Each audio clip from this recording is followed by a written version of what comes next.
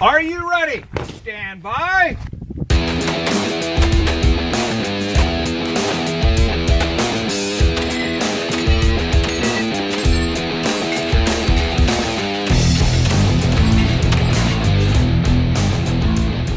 Welcome to the Three Gun Show, episode 81. I am your host, Dave Hartman, coming at you from Des Moines, Iowa.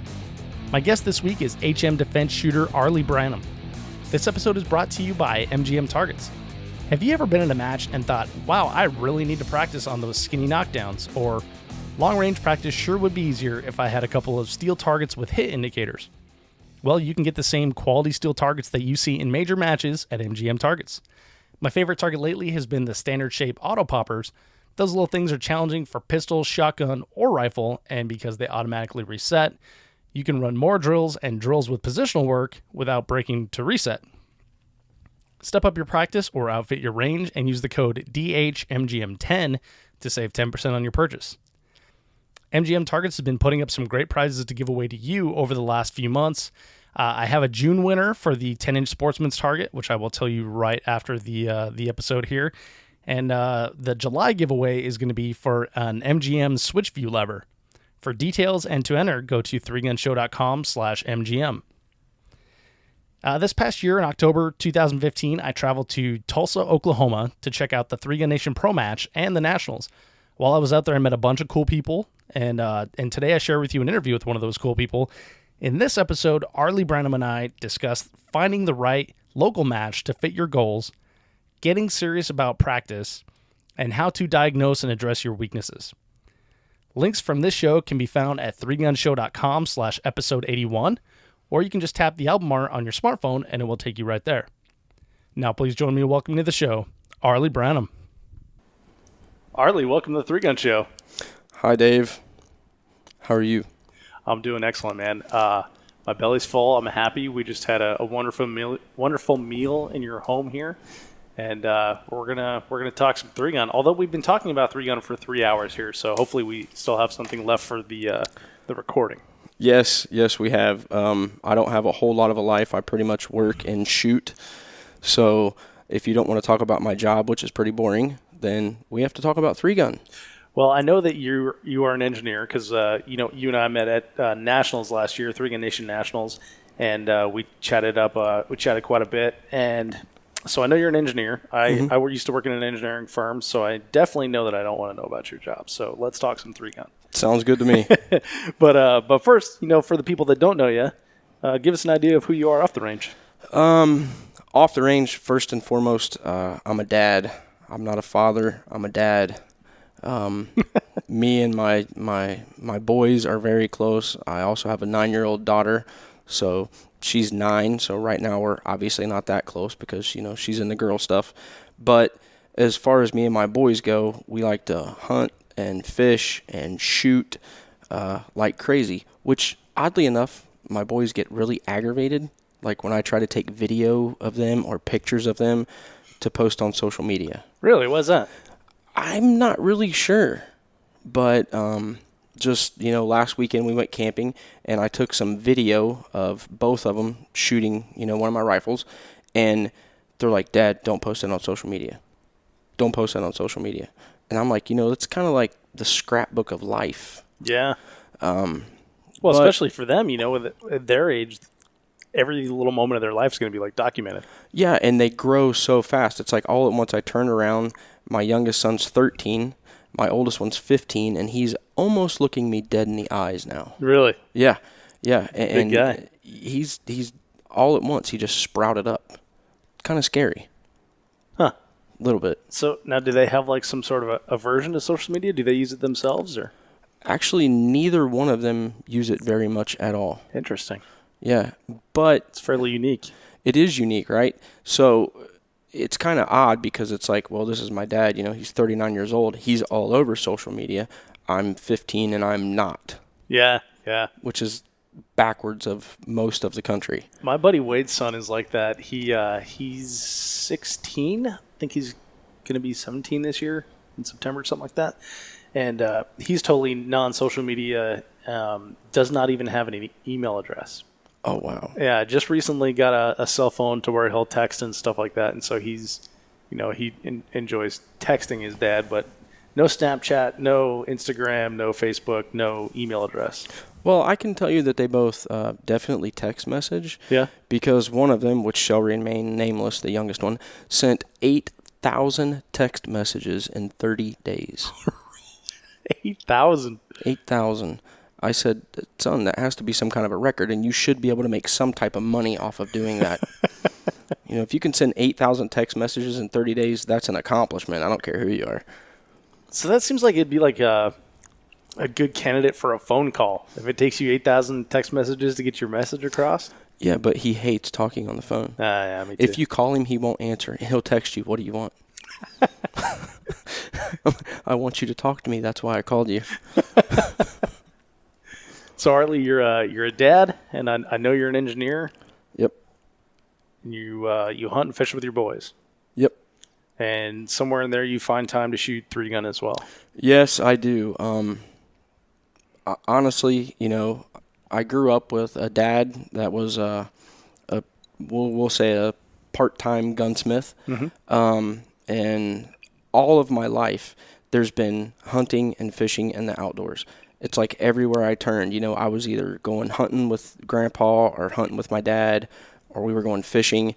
And then as I got a little bit older, it kind of branched out into other things. Like, my dad had Branham gun repair for a while, and he was way back in the day when the SKSs was like a hot item. He was buying them by the truckloads, and we would, drive and pick them all up and then take them to the gun show, and he would sell them because he was a FFL. But on kind of the downside was my dad's thing was precision. So he liked the super accurate rifles. Mm-hmm. He could care less about shooting fast. Oh. It was all about accuracy. We also shot quite a bit of skeet, which was a lot of fun. I really, really enjoyed that. But I remember, I don't know, I was probably 13 or 14 at the time. And to me, like a semi-automatic pistol was like the mecca. Yeah. It was everything, right? And my dad says, you don't need that semi-automatic stuff. It's junk. Well, I saved up some money.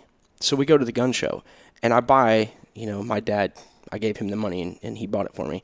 But it was, I think it was called a Tokarev, and it was a 9mm. Yeah, some weird 9mm. 9mm curves or something like that? Or is it 9mm Toker? I don't know. It was a Tokarev pistol, I remember. And I also remember I bought 2 boxes of ammo with the gun. Mm-hmm. And once those 2 boxes of ammo was shot, which was probably an hour after we got back to the house, the gun just kind of vanished. Just disappeared. And then a couple days later, my dad was like, well, here's your money back on that gun. He absolutely did not like the semi-automatic No pistol. kidding. No, did not. Now, he had several revolvers that he liked. And it was that's just kind of how it was. So when I turned 21, the day I turned 21, I actually went to a gun shop, and I had been reading these magazines, guns and ammo, this and that and the other. And it was like the 40 caliber Glock. The Glock 21 is the pistol of 22. All pistols. Yeah, the Glock 22, my bad. Yeah. So I walk in there. I flip my ID out. I have the cash. The guy's like, we can't sell this to you. What if you were born at midnight tonight? What? Yeah. Would not sell it to me. He's like, you need to come back tomorrow. And I said, I'm going to buy this gun, but I guarantee you I'm not buying it here. Yeah. So I left there, and I was pretty disgusted. What a weird thing to say. Like, yeah. That has nothing to do with anything in any sort of realm, legally, whatever. It's the date. They never ask what hour you were born. Yep. In Ohio, you have to be 21. Right. And I was 21 on that day. So the next morning I got up and went directly to the closest place, paid about $35 more, which was money I didn't have at the time, but I bought my very first Glock 22. Nice. And I still have it to this day. Nice. It was just basically a love affair with Glocks from that point on. Yeah? Yeah, and I'm 39 now. So it's been quite a love affair.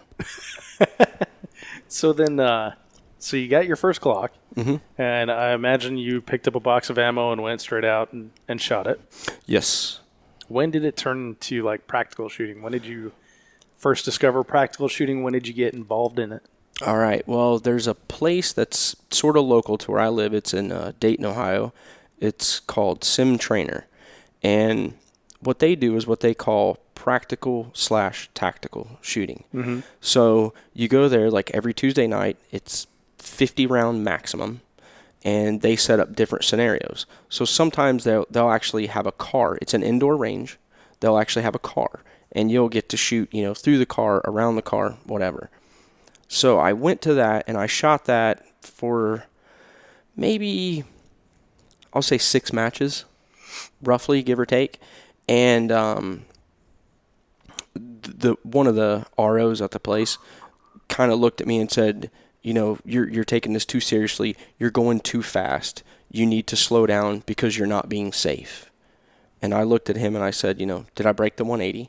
No. Did I muzzle myself or anyone else? No. I said, then what's the problem? So on the way home, I kind of decided, that wasn't for me anymore. On the same hand, though, what they do is a good thing. Mm-hmm. I was more into the competitive side, and I wanted to be more competitive. Mm-hmm. And what they're doing is trying to prepare you for a situation to where if you have to draw your carry gun, you kind of have been there before. Right. So what they're doing is a good thing, and I'm not knocking it by any means.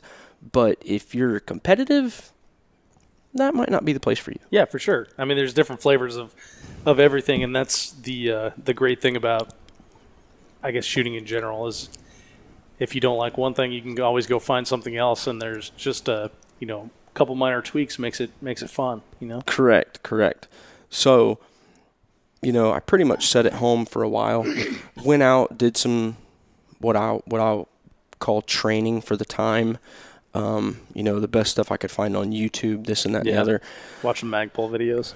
Yeah, Magpul videos. Oh, man, they were awesome. You got the classics there. So, and I'm sitting at home, and it's like a Friday evening, and I think it might have been on the Sportsman's channel. I'm kind of channel surfing, and it comes up, and it's like 3 Gun Nation. There's a match near you. And I was like, well, this is like a double whammy. Because 1, I can shoot, more competitive. And 2, it's going to justify the guns that I want or need or have, or somehow this is going to help me. Or you want to need? Yeah, stuff that I want to need. So I get online real quick, and, I find that there's actually a match that's somewhat local to me. And when I do that, I just fire off an email. I said, hey, I've shot this, I've done that, because I also used to shoot competitive archery as well. So the guy emails me back probably within 10 minutes. And I told him, I said, I don't really know the equipment that I need, but kind of here's what I have. I have a Bushmaster AR-15, I have a 870 pump shotgun, and I have a Glock 17 and a Glock 22. So he says, bring your 9mm pistol, bring your shotgun, and bring your AR-15, mag pouches if you have them. Someone else there will loan you what you need to get you through the match. So I show up to the match, and I'm nervous. I get there. Like when I was shooting, the tactical stuff, there might be 15 people there, roughly, and a lot of them was older gentlemen, So I show up at my first 3-gun match, and there's some young guys there, and there's like 35, 40 people. And I'm like, this is a little intimidating, and there's not just one little course of fire. There's like 6 courses of fire. And so I want to say against my better judgment, because I've always kind of been a bit of a recluse, if you will. So I just, I roll up there, I get my stuff out like I own the place, and I'm trying to, put on my big boy pants and pretend like I know what I got going on when really I don't. And I shot the match. And there was one of the guys that was there, I seen, they were, when they loaded their shotguns, they were loading 2 rounds at a time off of this chest rig. And I look at that, and the first thing I think was, man, that would be really slick for deer hunting, because I could load slugs like nobody's business, And that was the first thought, We're only allowed to have 3 in our gun, but at that rate, I mean, I could carry like a whole, like 20 rounds of slugs. So the guy, me and the guy start talking, and he let me borrow his chest rig. And the first time that I ever actually loaded deuces into my totally bone stock Remington 870, I removed my left thumbnail. Oh, you wanted it too hard, huh? Going a little too fast? I wanted something like a medic right after that because that was terrible. So, I got that done, and it was another love affair all over. So my very first 3-gun match, even though I ripped my thumbnail off, and there was a lot of people there that had been shooting for a while, I still fared pretty well, and I thought if I put forth the effort, I can be competitive at this, in some capacity. So I came home and prayed that she wouldn't find the credit card bill for a while, and got online and did some shopping, and then tried to beat her home from work for the next couple weeks to get all my stuff and get it packed away in the basement, before she knew I spent $2,000 on miscellaneous stuff that I didn't really need, but I needed it. Well, then it looks like you had it forever. Oh, it's been in the basement. Well, it's been in the basement. I don't know why the charge is just now coming through. I mean, it'll be okay. Yeah, so that was my first 3-gun match, and after that, I don't know, for a long time I was just kind of, I didn't realize how big 3-gun actually was. Mm-hmm. So I shot the local club match once a month, and it was like the night before the match, and they always shoot on Sundays over there at Clinton County, and I might have got 3 hours of sleep. Yeah. Before the matches because I just couldn't wait, I would be in the basement with all my gear on like a little dork, looking at myself and dry firing and doing this and that and the other. But I was just completely hooked. I couldn't shake it, if you will. I loved it from the very first time. That's pretty cool. So you guys have a 3-Gun Nation match locally then? Yes, we do. It's Clinton County Farmers and Sportsmen's Association. Okay. And so when I started 3-gun, I started shooting at like my local club that is like a private club. Mm-hmm. So there'd be like a squad of dudes. There'd be like 6 or 7 dudes that shot 3-gun, right? And then you would be on one bay, you tear down the first stage, and then put everything back up for the second stage, And if the match director was doing his job, you use the same stuff and you just kind of move it around, right? Mm-hmm. So when I went to my first 3-gun match, that is also like a local club match, but at a different range where they had 5 bays. Oh wow! And it was all set up, and we just went from bay to bay to bay. Mm-hmm. And then there was like 50 dudes there, or 60 dudes. It was the same feeling that you're describing. It was like, this is a big deal. I'm nervous. Yeah.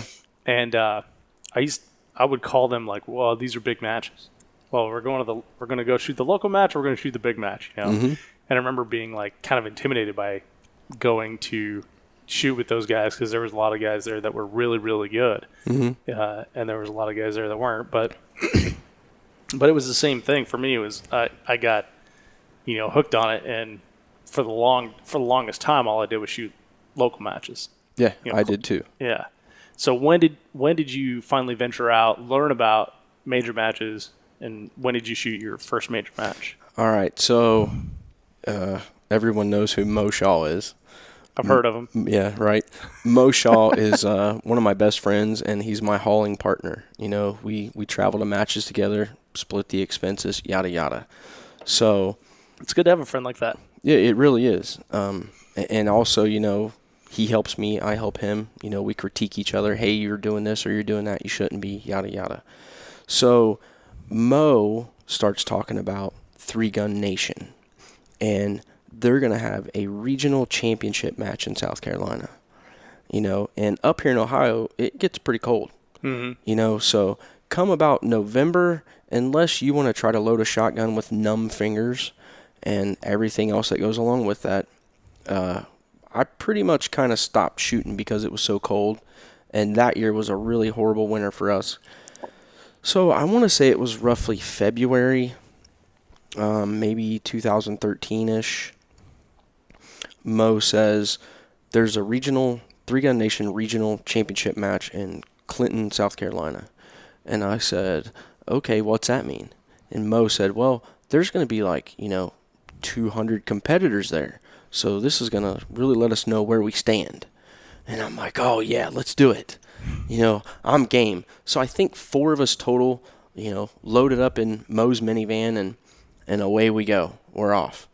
And we head down there, and boy, I had no idea what was in store for me. Because when you shoot the club matches, you have a couple bays, and then you might shoot out to 100 yards or maybe 200 yards on a full-size target at 200 yards. But when you go to your first regional match and you're shooting at, 8-inch swingers at 300, that was eye-opening. Yeah. To say the different. least. It's like your XM 193 doesn't do No. quite as adequate a job. No, it didn't. It didn't, and I didn't have match-grade ammo. Yeah. Didn't understand the value of match-grade ammo. Yeah. I'm like, well, I can shoot a pop can at 100 yards, so I'm good to go. Yeah. Perfect. Yeah, it was naive and, a whole host of other things of just not knowing what exactly you think you know. So we go to that match, and when we get there, the first thing, right off the gate, is I'm starstruck.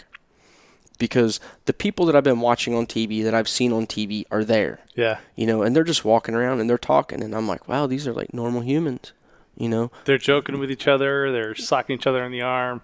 Yep. They're just doing normal dude things. Normal dude stuff, but I'm totally starstruck. So, we go, we register, we do what we need to do. We kind of walk some stages a little bit because it's our first match and we don't really understand what's going on, or at least I didn't. I won't speak for everyone else. So we show up the next morning to start shooting.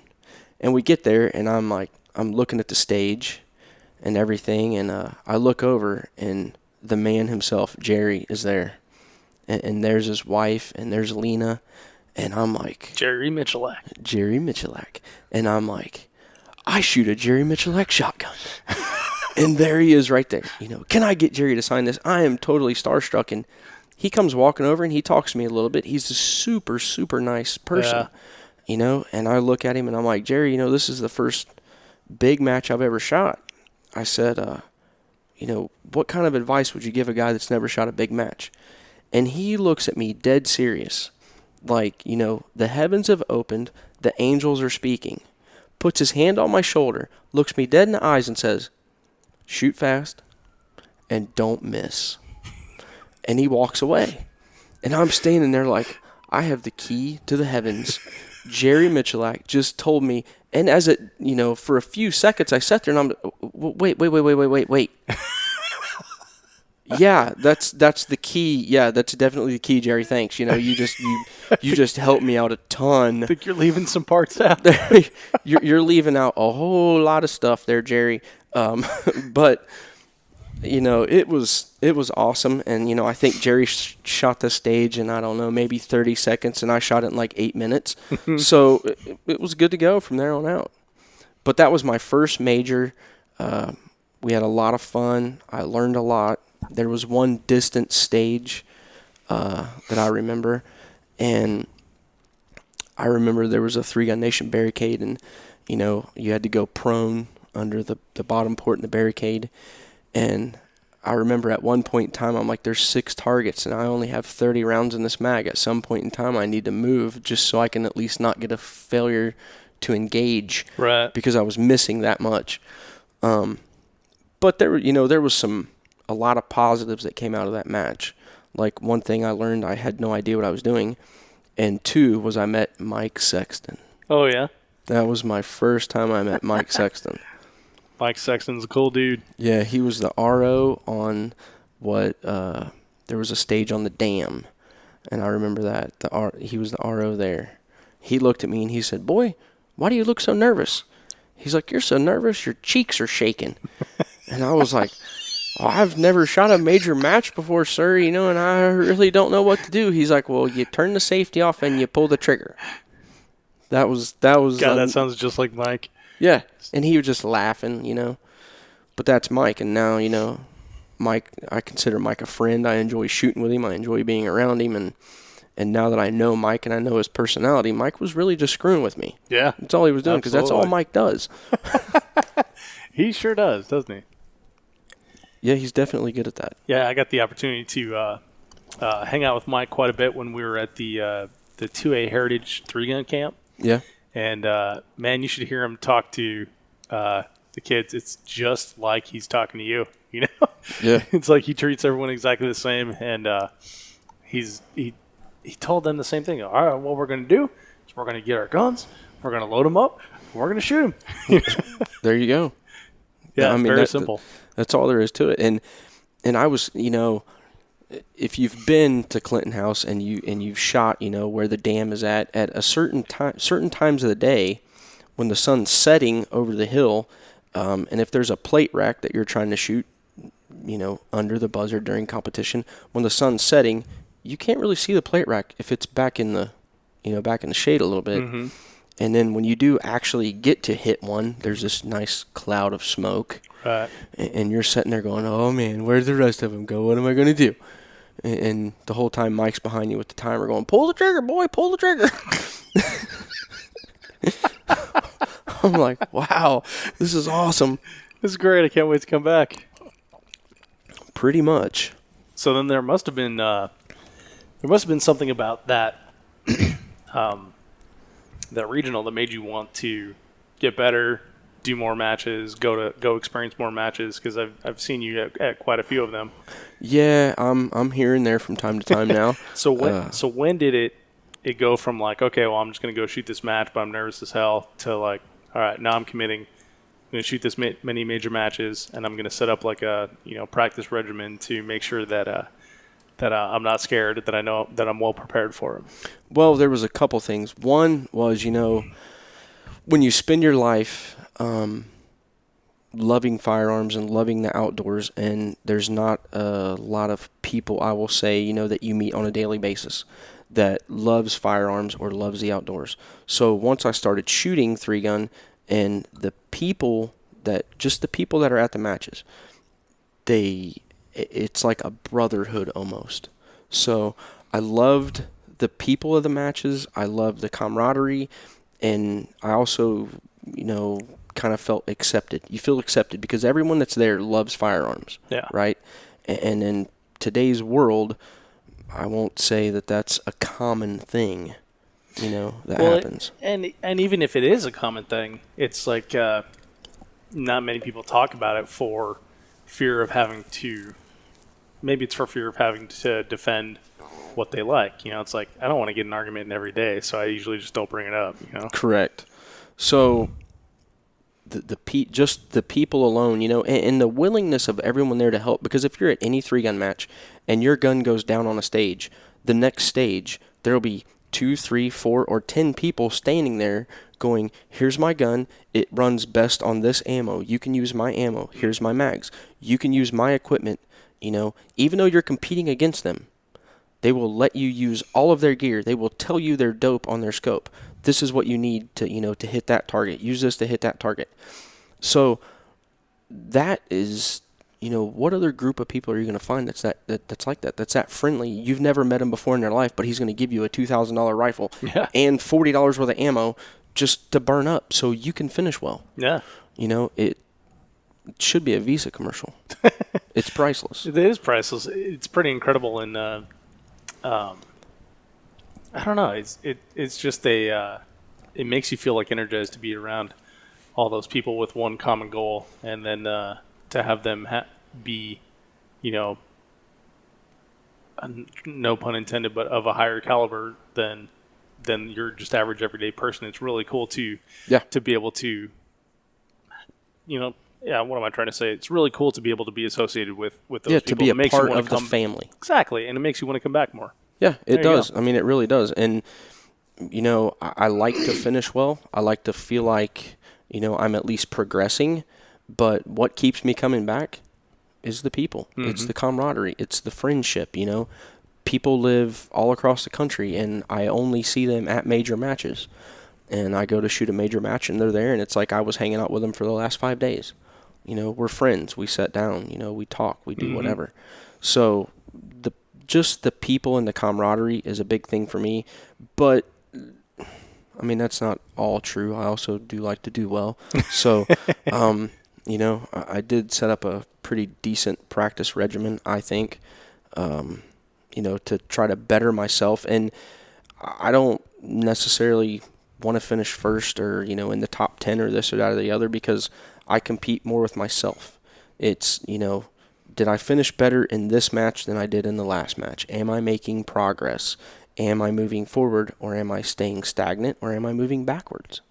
So as long as I see progress, I think I'm okay. Granted, I would like to, win a regional or something like that. But sure. On the same hand, is it, something that I think is feasible? It might be feasible in the future, potentially. But am I going to beat myself up if I don't place in the top 10? No, I'm not, because I'm there to have a good time. I'm there to enjoy myself. It's a glorified hobby, so to speak, for me. Mm-hmm. I really enjoy it. The only thing I enjoy more than shooting is my children, who are growing up. So sooner or later they're going to go off to college or, do whatever it is they're going to do. And I need something to do. So I'm just preparing myself. Nice. For when they move out. That's when I'll hit the big times. Awesome. Well, and the cool thing is with this sport, there's, it's not like you have to be 22 and then you're washed up by the time you're 27. Right. You can have a long shooting career. Yep. And still have a good time. So, tell us, give us some specifics. What does your practice sessions look like? If you were to say, all right, just shot, 3 Nation Eastern Regional. Mm-hmm. I'm going to do a practice session this week. Mm-hmm. What does that practice session look like? Okay, so one of the things that I do is I always try to get someone to video me, right? And when you're shooting a match? Yeah, when I'm shooting a match, I try to get someone to video me. And, some of it is to post on social media to help promote my sponsors and so forth. But majority of it is to help myself, because when I shot for probably a year, and although I was slightly progressing, I was not progressing as fast as I thought I should. So I started having someone video me while I was shooting, because for me, the way my mind works is if I watch my video and I see where I'm moving slow, let's say for instance, if it's target transitions. So if I shoot a match and I notice that from one target to the next that I'm slow, I will come home and I will practice the V drill. I literally have practiced so much before that I had blisters on my hands. That's dedication right there. Yeah, some of it, is aggressive stippling on the Glock I was shooting at the time. But even with that being said, to practice that much, just to get your transitions better. And the thing about 3-gun is you can't just go out and practice rifle, because as soon as you do that, your pistol will drop off. Mm-hmm. So then you'll go to the next match, you'll do really great on rifle, and your pistol is like somewhere at the bottom, and your shotgun's only mediocre now. So you have to try to keep a balance. But I've literally ran the V drill with slugs, like you and I was talking about earlier. You can't shoot 2 and then 2 and then 2 and then, everyone who knows the V drill, because you don't have enough capacity. But you can definitely put 1. So that's a good point, Arlie. So for someone who does not know what the V drill is, we have a lot of new shooters that Mm-hmm. listen to this show. We have Yep. a lot of people that haven't even shot their first match yet. Mm-hmm. So if someone's not familiar with the V drill, can you describe what that drill is and how they would set it up themselves? All right. So the best way I can describe it is you're going to need 5 targets, Okay. right? 5 of your cardboard targets. You put 1 target in the middle, and then you go, let's see, what do I do? I set it up in various different ways. So I think on average you'll go 1 step out from your first target, and you'll go 1 step back. So you'll have your first target in the front, and then you'll have essentially a cardboard target over the right shoulder and a cardboard target over the left shoulder of your center target. Mm-hmm. Then beyond that, you'll do the same thing, only you'll put it over the outside shoulder of the 2 targets you just placed. Okay. Right? So you start in the middle. When the buzzer goes beep, you put 2 rounds in the first target. Then I always go to the right, so I'll put 2 rounds in the next target. Then you go back to the center target 2 rounds. And then you go out to the far target 2 rounds. Back to the center target 2 rounds. To the left target 2 rounds. Back to the center 2 rounds. to the far left 2 rounds, then back to the center 2 rounds. And I will do various variations, if you will, of that, and I'll move the targets further apart. Okay. Or I will back up further and further and further. So how far away are you when you're doing that drill in the first iteration you were talking about? Probably about maybe 8 yards. Okay. Right? So I'll start like at 8 yards, and I'll just run my pistol, just bang, bang, bang, bang, bang, bang, bang, bang, bang. And then, I'll throw another mag in, and I'll back up 3 steps. So I'm at roughly 12 yards. Bang, bang, bang, bang, bang, bang. And I will do this all the way back until I'm 20, 25, 30 yards. It just kind of depends. But you can use the V-drill to improve your accuracy. You can use the V-drill to improve your target transition. And you can also, another thing that I'll do is I actually have ran a V-drill, but the furthest targets were roughly 30 yards apart. Oh, wow. So it was way spread out, And I'll do that, and I'll go all the way back to like 50 yards with my rifle and run the V-drill that way. And I think that Rick Birdsall is actually, I seen him running a variation where he was pretty far back. So then I started doing it as well. I didn't come up with it on my own. I pretty much copy and cheat from everyone else who posts videos because that's how I learn. Which I think is honestly a good way of practicing. You look at what, like, say, Keith Garcia is doing as far as his drills go, what Rick's doing, and a lot of the other guys that post them, and you don't necessarily want to compare yourself to them if you're a newer shooter, right? Because those guys rock. But put those downs and put them in a notebook and take them to the range for your practice day. Yeah, and the other thing that I'll do is I'll shoot the V-drill, but I'll shoot only headshots. Oh. I'll shoot only headshots, or I will attempt to shoot only A-zone hits, only center mass hits. I'll run it that way pretty often, and especially like if we're coming up on a major, then I will try to use enough discipline just to run A-zone hits. Mm-hmm. Now, if I go out there and I don't have all A-zone hits, it is what it is. Because in 3-gun, you need 2 anywhere, right? But if you try to focus on just A-zone hits and you're trying to shoot as fast as you can, then it's muscle memory. So once you're in a match, you're not really thinking about every little instance that you're doing. Because when you're in a match, you don't want to think about the end result, right? Mm-hmm. You want to think about what you're doing right now. Yeah. So I kind of messed myself up slightly in the head by not only thinking about the end result, but also thinking about what I'm doing right now too much. Mm-hmm. So I'm focusing on the A zone. So I would shoot, and it looked pretty smooth, but it was really slow. But all my hits were A zones, right? That's no bueno. Right. That's no good. You can go faster, right? Yeah. If you're hitting all A's, unless you're Keith Garcia, right, then that means you're shooting too slow. So I needed to shoot faster. So it's a constant progression, and the whole other aspect is controlling your mind while you're trying to get better. You're trying to practice so that you get better, so that when you're in a major match, you don't mentally just turn into a midget, which I've been there, done that more times than I would like to admit. But overall, just try to do your best, finish where you think that you should finish at, not where someone else thinks you should finish at, and enjoy it. Just enjoy it, because you'll never be around a better group of people. And for me, it's just a lot of fun. Yeah, absolutely. So we were talking earlier about the matches that you have coming up. Yeah. What's your next major that you're going to shoot? I believe the next one. Well, we're going to shoot the Armalite 3-man 3-gun. Okay. Me, Mo Shaw, and Matt Holmes are going to shoot that. I also have the Pro-Am match at Rockcastle, which is in August. I'm going to shoot that. And then hopefully I get some type of an invite to shoot the national match, 3-Gun Nation Nationals at VIR. Yeah, that'll be a good one too. So, Arlie, let's say, just because individual that we're talking the Pro-Am here, right?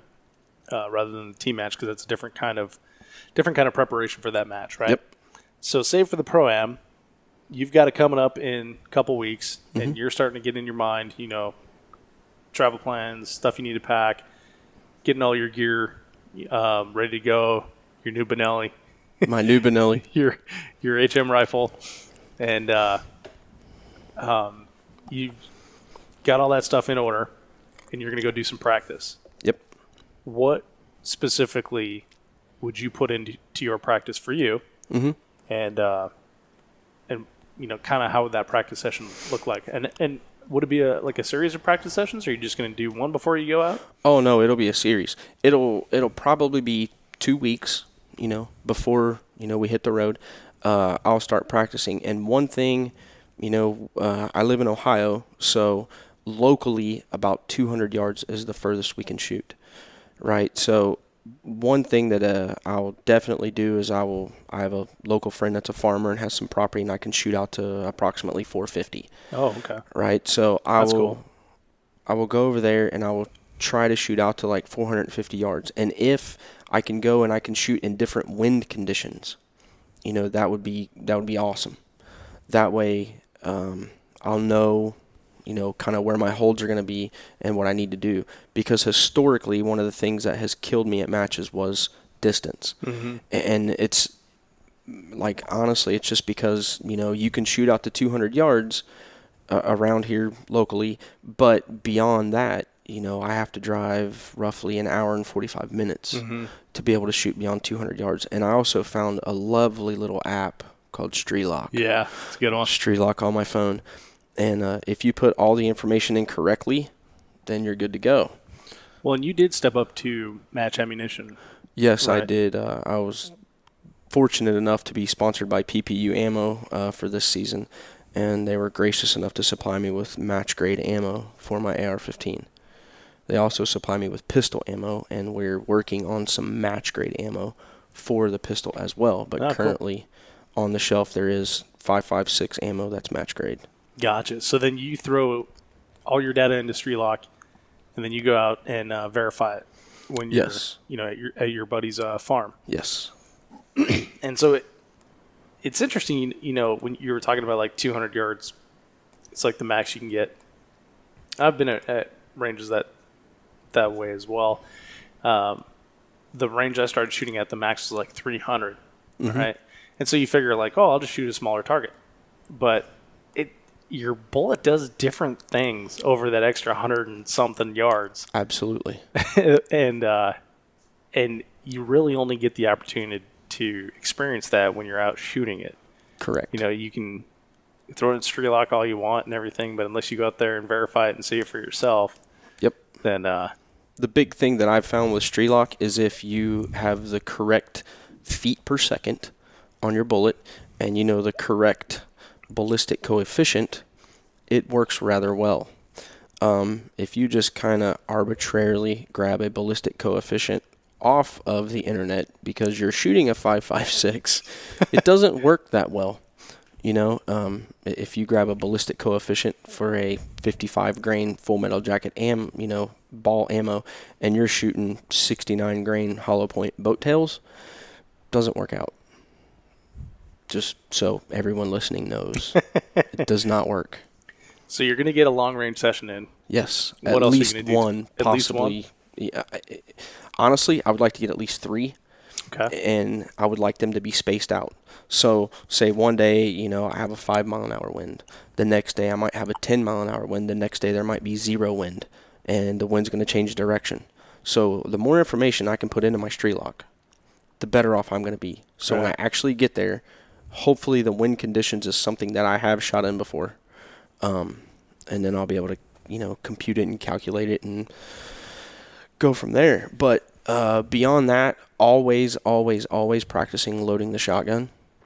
Because for me, myself, the one thing that I will definitely jam up on is the quad loads. Yeah. If I do not practice them on a somewhat regular basis, then you will see me yard sale rounds all over the place. It's funny if you're not me, and it's okay if you laugh. So I will definitely practice the quad loads. I will do some dry fire pistol practice in the basement.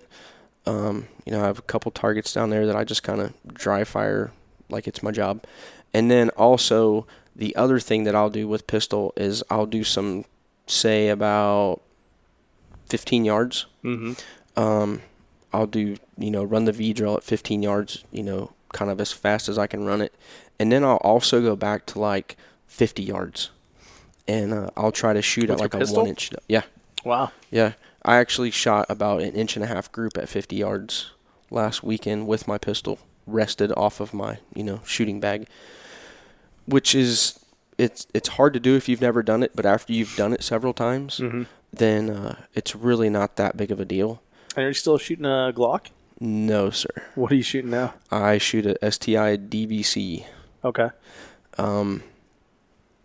If you can afford it, buy one. Yeah. That's all I can say. If you can afford it, buy one and get used to the safety. If you come from a Glock, get used to the safety. But this season, the things that really brought my game up was 1, practicing, 2, having an ammo sponsor, and 3 was my pistol. Buying the DVC and bringing it into the mix. The first couple matches, I struggled. I really struggled. There was a couple times I just kind of wanted to chuck it over the berm, because it's not that much different, but it is. Mm-hmm. When you've ran a Glock 34. The angle's different on the grip, right? I don't know. No? I didn't have an issue with that. Okay. Because you actually look at the front sights then. Yeah, I actually look at the sights. Sometimes I do. Sometimes I don't. It just depends. But most of the time I don't. I just shoot real fast and move quick. So, bringing my pistol game up was probably one of the biggest things that I done this season. As far as me personally, what can I control? I can control, my dry fire practice in the basement that doesn't cost anything. So that was pretty big for me. And, I've had a couple people tell me, hey, you're finally getting along with that DVC. People that was at the first couple matches that I was, attempting to shoot it at. And I got a funny story too. Yeah? Yeah. I love funny stories. Here you go. So I got my DVC, and I take it out to the range, and I shoot. It's indoor, and I shoot probably 150 rounds. And I get back home, and I wanted to go to the range again, but I think my son had football practice or something. I just couldn't go that night. So I'm like, well, I'll just go in the basement, and I'll do some dry fire practice from holster, So I have my timer out, and it's beep, and I'm drawing, firing. And my youngest son comes down. He's talking to me a little bit, and it was like beep, and I kind of flinched a little bit. And I was like, well, that's weird, because I've been doing it for about an hour, roughly. Mm-hmm. He turns around and walks off, and I reach over, and I grab a drink, right? My hands got a little bit sweaty from the drink. And I'm standing there, and it's like, hit the timer, beep, I reach down, like grease lightning. I grab the DVC. I just jerk it out of the holster like nobody's business and watch it go flying across the basement. This gun has 150 rounds through it, and I just bounced it off the concrete floor, off the wall, off the workbench, and it's over in the corner spinning around in circles. And this is not an inexpensive gun, too. No, it's definitely not. I think it cost more than my first 3 vehicles. Yeah. But I kind of stood there for a minute, and my son came back down the stairs, and he looks at me, and I look at him, and I said, will you do me a favor? He's like, what's that? I said, will you go over there and pick that gun up off the floor for me and tell me just how bad the damage is? He was like, oh, my God, what'd you do? But, yeah. It was kind of funny, but kind of not. It's like getting that first scratch in your nice new truck, though. Yep. So now you don't have to worry about dumping into a pistol barrel or a pistol bucket at like full bore, No.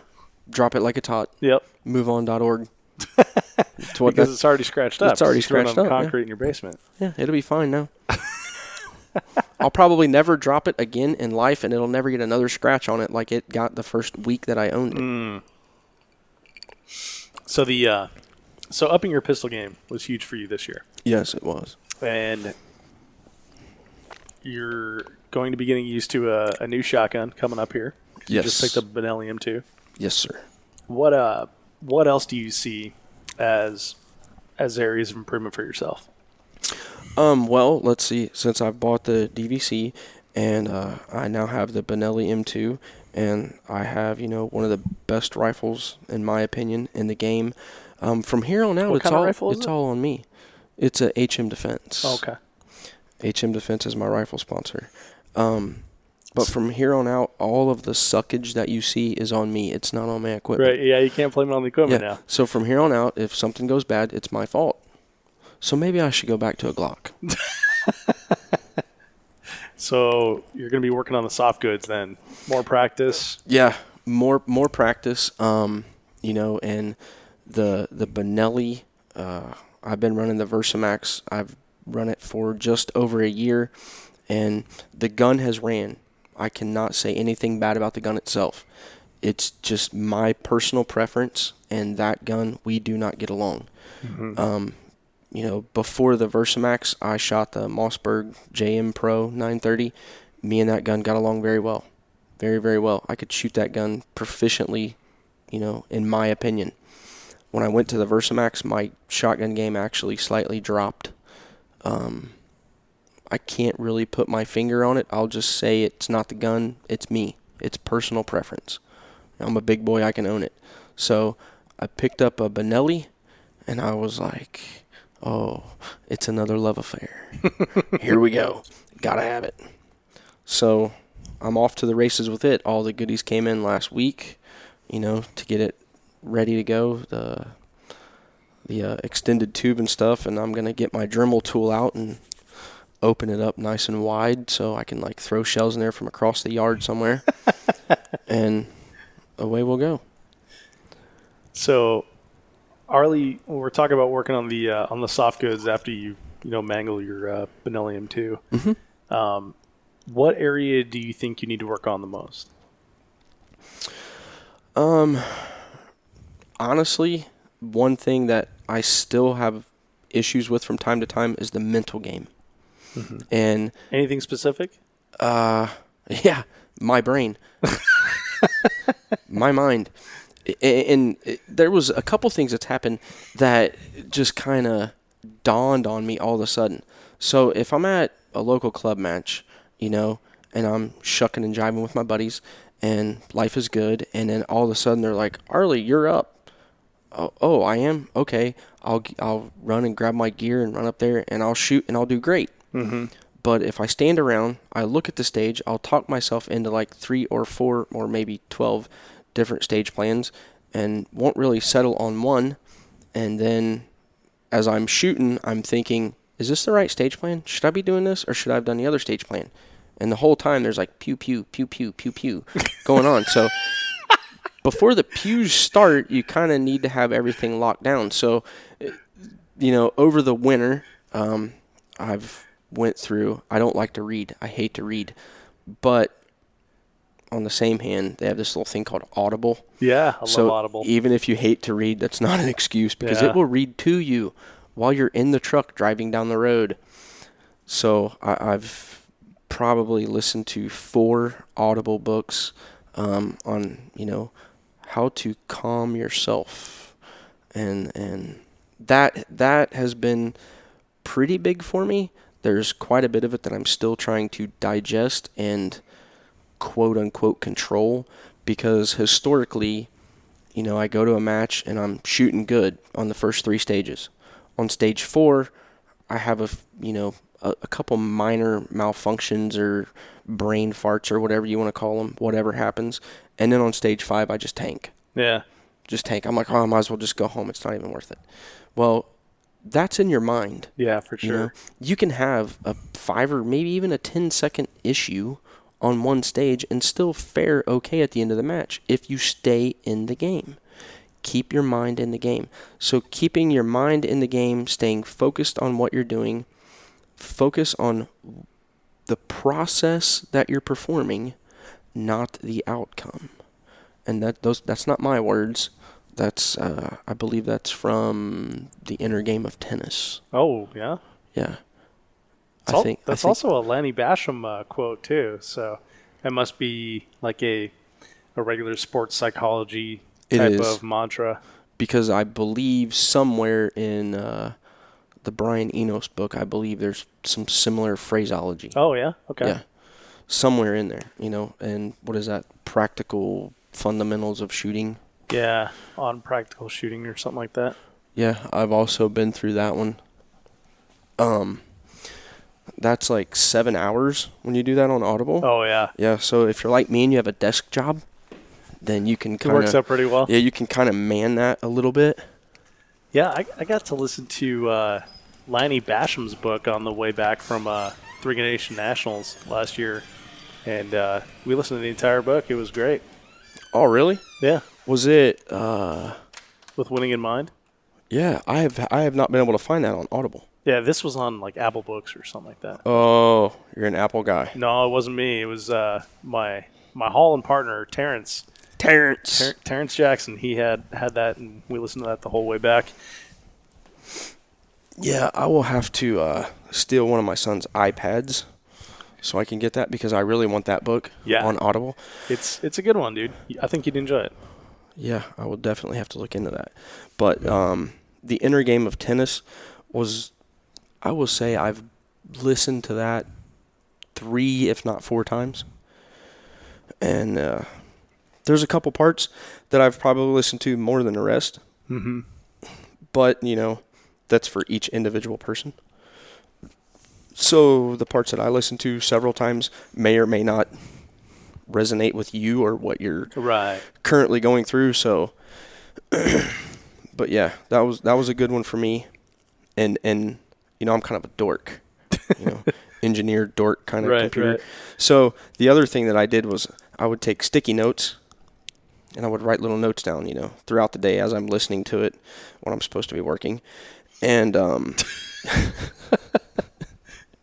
hey, it's the 3-Gun Show. It's not like my boss is going to listen to it. He doesn't like guns. There you go. So perfect. Right. So I would take, sticky notes and this and that and the other.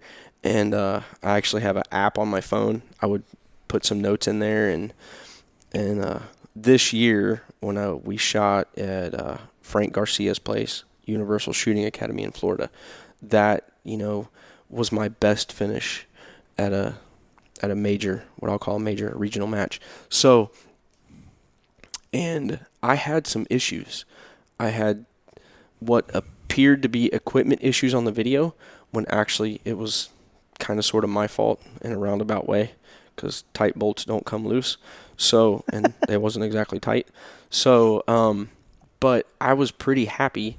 I think I finished 44th in that match. And when it was said and done, I was pretty happy. And why was I happy with 44th? Here's why. Because I had issues on like 3 stages, but I never fell apart mentally. Nice. I didn't fall apart. I just kind of worked through it and went on. One of the things I've done historically is if I have a minor issue, then I try to shoot super fast. Oh, yeah. Afterwards. You got to make up time, right? Yeah, right? So you're like, man, I burnt that down. It was like 67 seconds, and everybody else is like 80. And they're like, yeah, but you have like 90 seconds in penalties because you didn't hit anything. Yeah. And you're like, well, shucksy darn. But it looked good on video. Looked good on video. I've been there. It looked good on video because I was shooting so fast. So that didn't happen. So that was like a hurdle to get over. And if you want to really shoot at the top of 3-Gun and you want to compete with, the best of the best, your mental game has to be absolutely on point. And I would argue that your mental game is more important than basically anything else. Because the slightest little thing can happen. And if you fall apart mentally, you're done. Because when you're at the top, with Keith and Nick Atkinson and all those, that caliber of shooter, they don't have mental brain farts. Right. They don't. So, I do. I just try to recover. Yeah, it's good advice and something that I don't think that you can work enough when you're like say beginner to expert level. I mean it's something you can constantly work on and constantly improve. Is just your mental composure, your stage planning and stuff like that, and keeping yourself in the game. Stage planning? Nobody's talking about stage planning, Dave. We're talking about the mental game right now. Well, you were talking about doing 12 different stage plans in one stage, which I will say I've done. When you were saying that, I was having like a cathartic moment. I have looked at a target through my pistol sights and hesitated, thinking, was I going to shoot that with shotgun?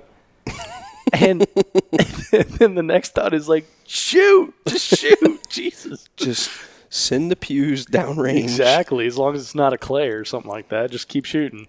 Yeah. So, yeah, I've experienced that one myself, and that's definitely like a mental breakdown where you and I look back on it on video, and you could hardly tell that I paused much. Maybe I was like trying to make a better long shot or something like that. But I distinctly remember looking at that and taking a minute for my brain to think, like, was I supposed to shoot this with pistol or was I going to shoot this with shotgun? So it definitely want to try to minimize those types of breaks in the action, so to speak. Yeah. So the stage planning, right? Let's talk about stage planning. Let's talk about stage planning. Stage planning. I look at a stage and I go, what's my strongest? What's my weakest? So if I can shoot an entire stage with pistol, is that going to be my strongest? Or if I throw a couple slugs in the gun, is that going to make me faster? So at the match we just shot, where was we at? Clinton House, South Carolina. And Garrett Howell was in my squad. And so I get up, and right when I'm getting ready to shoot, I think I've got my good stage plan. I'm like, I'm going to do okay, blah, blah, blah. And right as I'm like stepping into the box, I can hear Garrett Howell behind me going, I'm going to throw 2 slugs in here. I'm going to shoot slug, slug, bird, and then slug, and then I'm going to dump that, and I'm going to finish out with my pistol. So right as I'm getting ready to start shooting, I'm like, I screwed up my stage plan. Oh, really? Because Garrett Howell can break down a stage like nobody's business. I got to shoot on Garrett's squad this last weekend in War Sport. He's a cool dude. He's a good human. He's a good human. He's a good human. And he's a good shooter. Yeah, and you can say, Garrett, how should I shoot this stage? And he'll go, well, here's what I'm going to do. And he'll tell you exactly what he's going to do. I'm going to take 3 steps. I'm going to turn around. I'm going to shoot this. Then I'm going to turn left. I'm going to shoot that. I'm going to reload 2. I'm going to do this. And, that's the people of 3-gun, though. Mm-hmm. They will tell you exactly what they think is going to be best.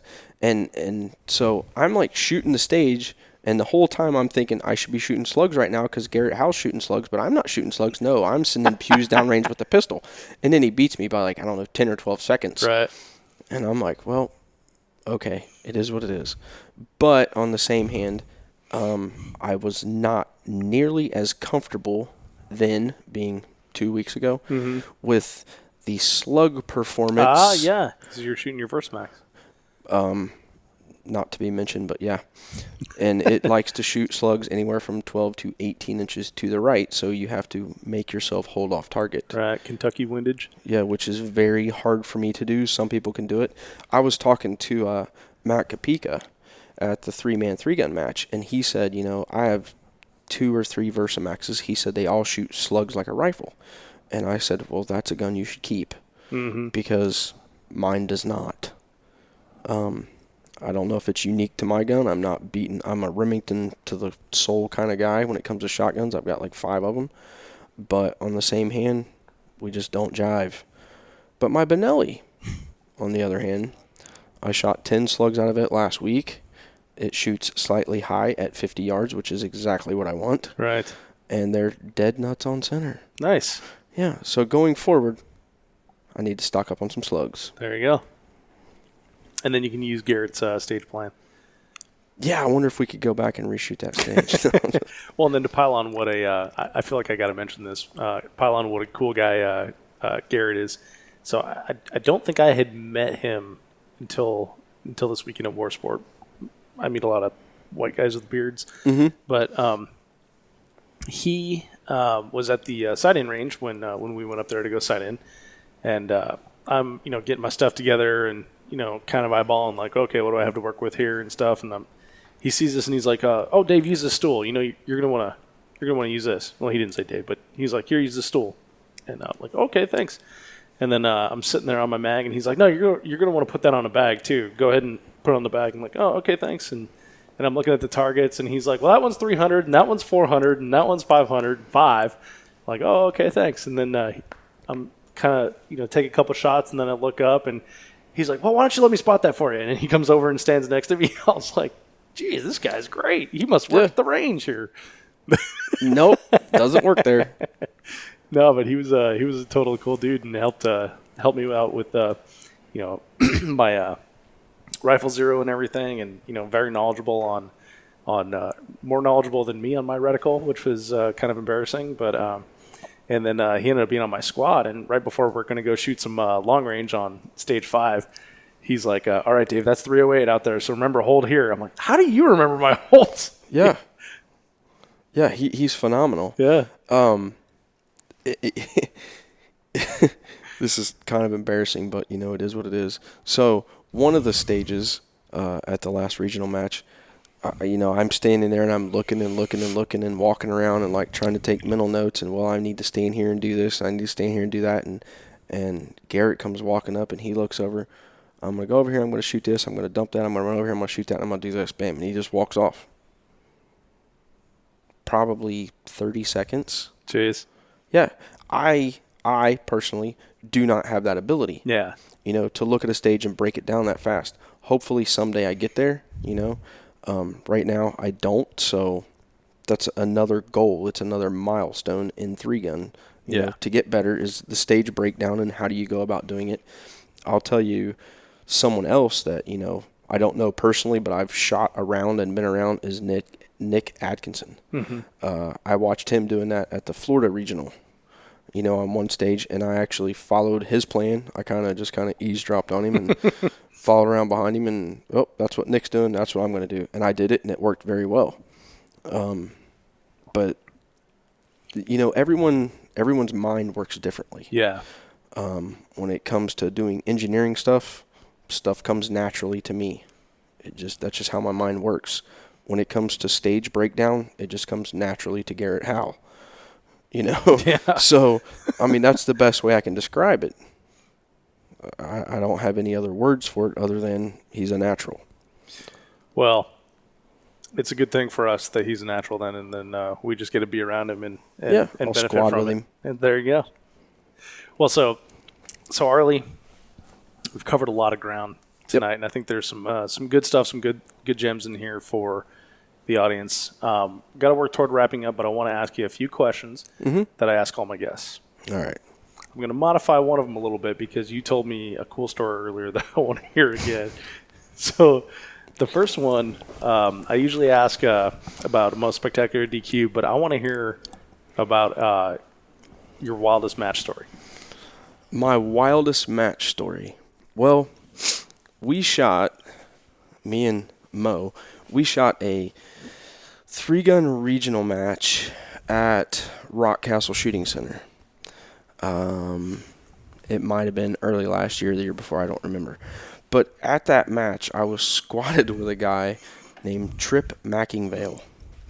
And Trip Mackingvale, in and of himself, is just, I can't even describe him. He's larger than life, pretty much because he is. He is a huge human. But so second trip story on the podcast, by the way.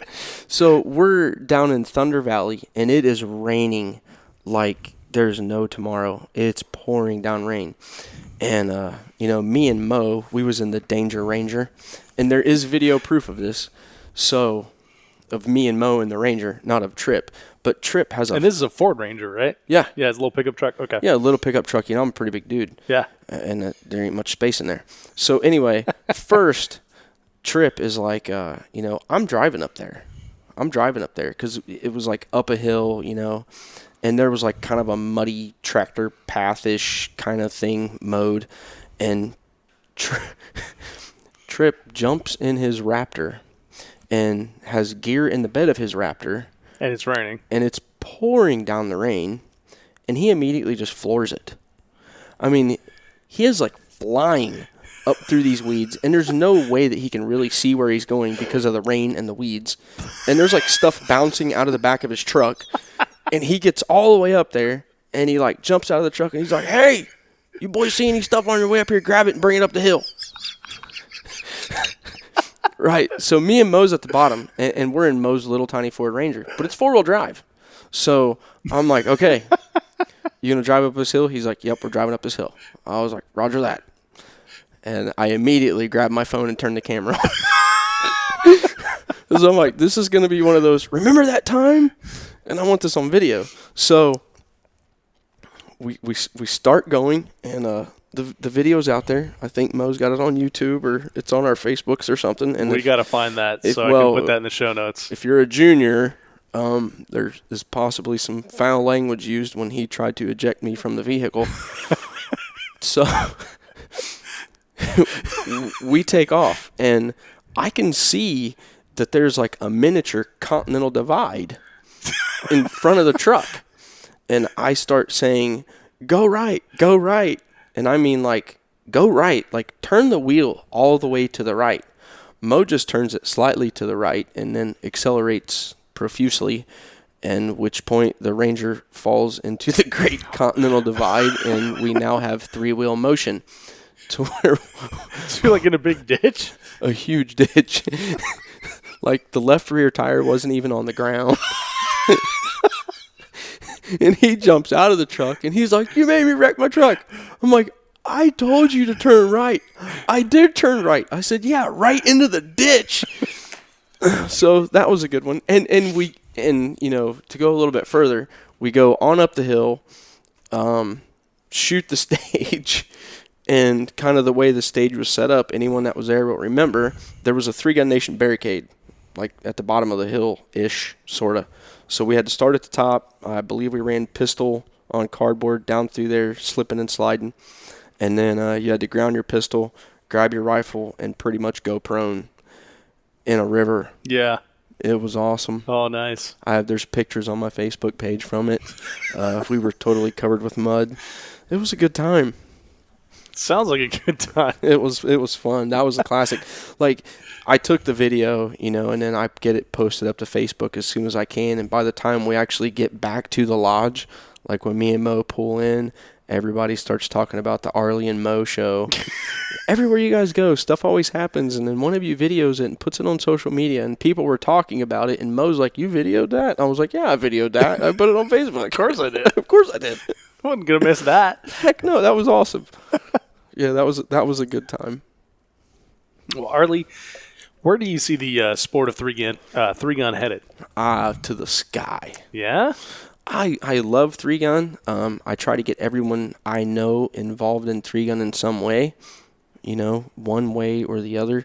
I just want it to keep growing and growing and growing and growing and growing. I would like to see, you know, say maybe 4 matches within an hour's drive of my house. So once it gets to that point to where there's 4 different matches within an hour's drive, and I can drive there and shoot 4 matches from 4 different match directors with 4 different ideas, then I'll be happy. All right. Until well, if then, you're in Ohio, you make that happen, build a range, start a 3-gun match, invite Arlie. Invite me. I will bring my friends. If you build it, we will come. So, Arlie, I know that you're on Instagram. It's Arlie_Branham. Is that right? Yes. Arlie_Branham. Facebook. Do you do Facebook? Yep. Arlie Branham. Arlie Branham on Facebook. All right. So I'll have links to those in the show notes as well. If you don't know how to spell Arlie or Branham. Oh, you're a Twitter person. I'm on Twitter. It's super easy because my Instagram, I can post on Instagram. That's all I do too. And I can share it to Facebook. That's all I do too is just share Twitter Instagram to and Twitter. Tumblr, which Tumblr kind of just doesn't really do anything, but it is what it is.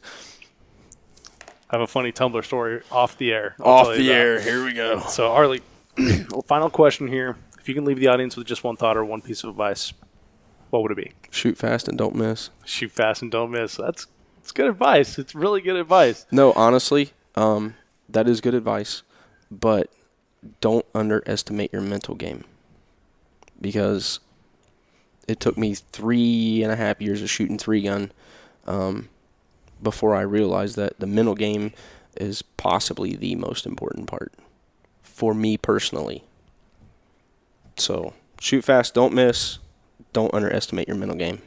Awesome. Those are great parting thoughts. Arlie, this has been awesome, man. I really enjoyed having you on the podcast here. And, thanks again for having me in your home. And thanks for being on the 3-Gun Show. Thank you, Dave. It was a pleasure. I hope you enjoyed that interview with Arlie Branham. I really liked how Arlie said that you just can't work the mental game too much and not to underestimate it. It is a common thread amongst all these interviews is to get your mental game in check. And if you don't have it in check, check out those books that Arlie was talking about and make sure you work on it. Selected links from this episode can be found at 3gunshow.com/episode 81.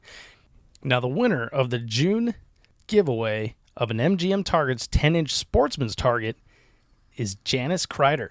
Janice, congratulations. I will be shooting you an email to get your information and send it on to MGM. And if you didn't win last month, don't forget to sign up for this month's giveaway of an MGM Switch View lever. You can do that at 3gunshow.com/MGM. And when you make a purchase at MGM Targets, you can save 10% using the code DHMGM10. You can also support the 3-Gun Show podcast by using our affiliate link when you shop at Brownells. Just go to 3gunshow.com/Brownells and shop like normal. We earn a small commission on what you buy at no additional cost to you, and it helps pay for the cost of the show. If you like the show, please tell a friend, subscribe in iTunes, and leave a review. You can do that by going to 3gunshow.com/iTunes. Thank you so much for downloading, listening, and subscribing to the show. I'm Dave Hartman, and I'll catch you in the next episode.